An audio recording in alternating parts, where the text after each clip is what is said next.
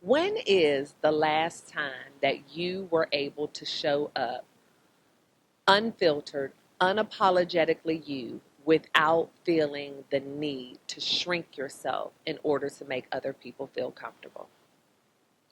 Have you ever found yourself in a situation where you felt like you were too much for other people but still not enough for yourself? How different would life be if you had the courage to show up unapologetically exactly who you are, take up space, use your voice, and be heard? Well, it's time out for all of the shrinking, the light dimming. It is time to show up in spaces, take up space, take your seat at the table, and be exactly who you were created to be. It is not and never was it our job to make other people feel comfortable with who we authentically are. And if any of that resonates with you, then you have found the right channel. For those of you who are new to the channel, welcome to Living Life with Stae. My name is Stae Hall, and this channel is all about uplifting, empowering, supporting, and educating the fierce woman over 40. And if you haven't already, please consider hit that subscribe button so you can become a permanent part of this Lifer tribe. And for my returning Lifer tribe members, welcome back, y'all. Let's get into it. Living like a Stae. Hey, hey. Living like a Stae. Hey, hey. Living like a Stae. Hey, hey. Living like a Stae.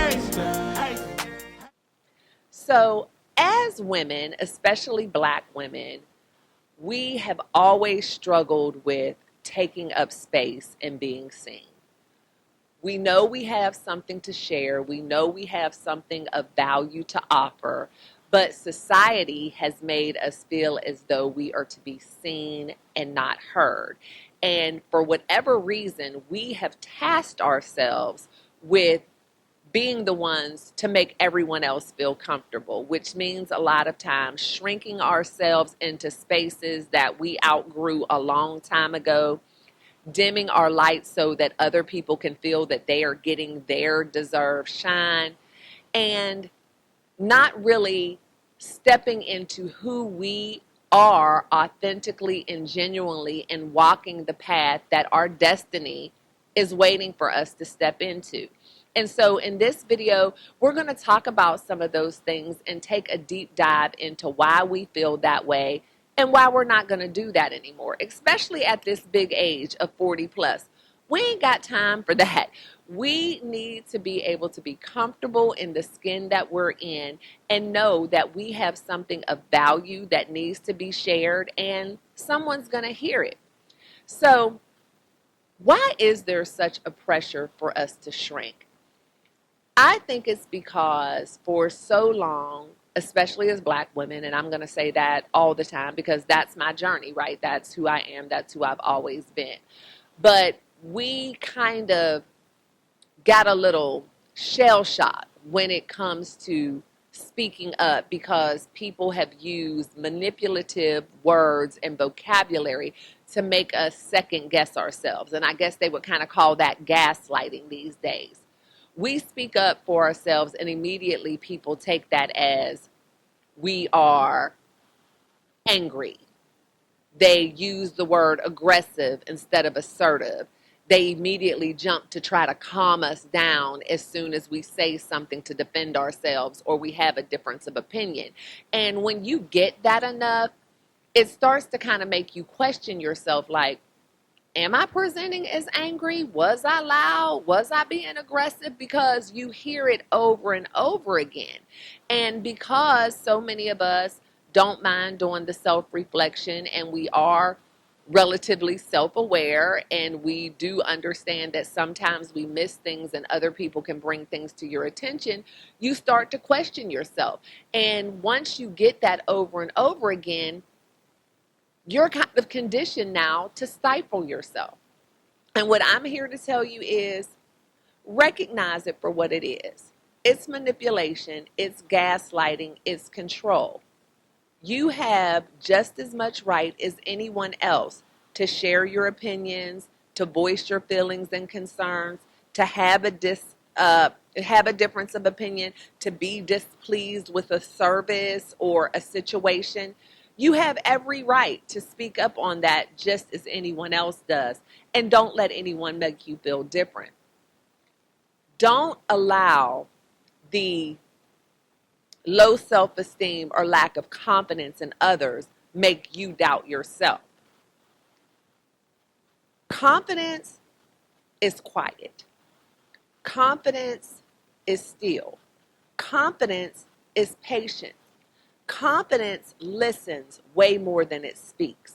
So whenever you're dealing with someone who always has something to say, who nitpicks every single thing you do, always has criticism that they want to package as constructive or feedback, that's usually a telltale sign that you're dealing with someone who is not confident.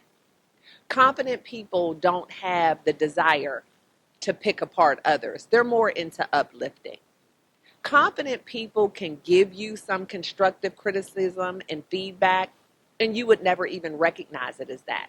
What it will look like from a confident person is encouragement, advice, knowledge. It'll feel more like they're sharing than ridiculing. So be real careful and don't feel like every time you receive feedback from someone, you have to receive it and change anything you're doing, especially when it's unsolicited, especially when it's not coming from who you value as a trusted source or wise counsel. We as women are so nurturing and tend to lean towards the people pleasing so much that we put other people's thoughts and opinions before ourselves, and it causes us to doubt ourselves. Trust yourself, especially at this big age. You have been through enough, you've experienced enough, you know enough. Go with your gut. Use your spirit of discernment. Another thing I want to talk about is code switching, which I don't really believe in code switching because I do understand and know that there is a time and place and that we're all multifaceted and we don't show up the same way every time in every situation with everybody, and we shouldn't. I actually just had a conversation about this with my daughter-in-law, Pam, the other day, and y'all all know Pam by now if you've been a part of the L.Y.F.E tribe for any time. But I had the awesome opportunity of being interviewed on one of the local morning shows here called Texas Today. And Pam saw the interview and she called me and was like, I don't understand why when you were being interviewed on that channel, you were so quiet, you used your soft voice, you were so nice. And that's not how you talk to us. You don't talk to us like that. You were code switching. Well, it's not code switching.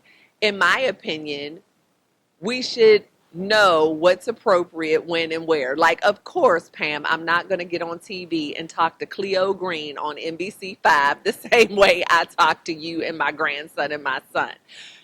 I consider myself somewhat of a chameleon. I tell people all the time, I don't have a problem communicating with anyone. I can hold a conversation from the White House to the church house to the trap house. And in my opinion, that is a good way to be. But there are some of us who have been gaslit for so long that we feel a need to code switch in order to make other people feel comfortable. We are not really operating in our true authentic selves when we find ourselves in certain situations around certain people. Now, that's not what I do. No matter who I'm talking to, I'm always going to be confident enough to speak my mind. You're never going to have to wonder where I stand. Now, my delivery may be different depending on who I'm talking to and what my relationship is with them, but I'm not going to code switch and say things to go along just to get along. I'm never going to compromise who I am and how I feel, nor am I going to diminish the value that I bring or not use my voice because I want other people to feel comfortable. I am a firm believer I don't have to work hard to fit in the spaces that I belong. If this is where I belong, if this is where God truly put me, then I should be able to be here and fit just the way I am. I shouldn't have to jump up and down and shimmy and lay on the bed like you used to have to do with the skinny jeans back in the day. I should be able to take my seat comfortably and be just who I am. Now, is my word choice maybe going to be different depending on whether I'm in the boardroom or in the dining room with my husband? Is the way I dress going to be different depending on whether I'm invited to a meeting with leaders in the community or just going out to brunch with my girlfriends? Absolutely. But to me, that's not code switching. Code switching is when we feel like we have to completely alter and change the way we present ourselves to make the other people around us feel as though we belong. Well, first of all, I'm not going to be anywhere where I don't belong, because if I don't belong, that's exactly it. I don't belong. And if I'm not being able to show up as who I am genuinely, then I don't belong here. You want the person that you want me to act like, so you should go get them. I don't want us as women thinking that we have to be seen and not heard and not share our opinions and thoughts because we don't know if that will make our male counterparts feel some kind of way. We don't want to show how smart we are and how much we know because we feel like that might exude too much masculine energy and make other people feel uncomfortable. No, absolutely not. And you also never want to not stand up for yourself because you're afraid that you'll be looked at as aggressive rather than assertive. Always show up for yourself.